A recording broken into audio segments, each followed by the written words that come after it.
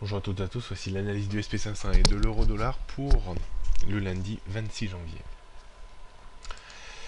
Le SP500 reste toujours dans une bande relativement bien déterminée entre 1980 et 2060 points, avec un petit biais légèrement baissier tant qu'on ne passe pas au-dessus de 2060 points, mais il devra rapidement s'affirmer avec une rechute et une rupture de 2020, 2000 et 1980-1965 points.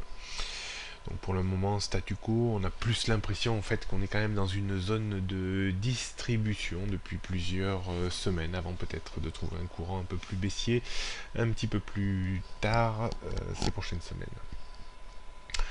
Donc on note toujours une résistance à 2062 avant 2100 points, support 2020, 2000, 1965, 1925, 1800 points.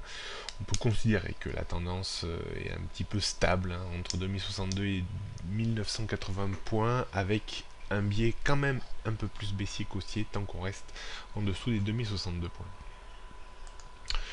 L'euro a continué sa glissade avec l'intervention bien sûr de Mario Draghi jeudi.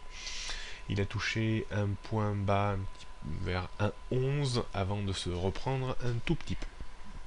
La tendance reste quand même très orientée à la baisse pour commencer à invalider un petit peu ou enrayer la baisse de ces derniers jours et dernières semaines. Il faudra un débordement dans un premier temps de 1,13 et dans un second temps débordement de 1,14, 1,15 et bien entendu de la forte résistance constituée par le point bas du 14 novembre 2005 à 1,1640. Autant dire que le chemin de la reprise va être long et semé d'embûches. On note donc première résistance 1,13, après 1,14, 1,1640, 1,1750, 1,1870 et support 1,11, le point bas de cette nuit. Puis on trouvera en dessous le support sérieux 1,0760. Tendance reste toujours très très baissière en dessous de 1,2130. Est-ce qu'on pourra abaisser ce niveau?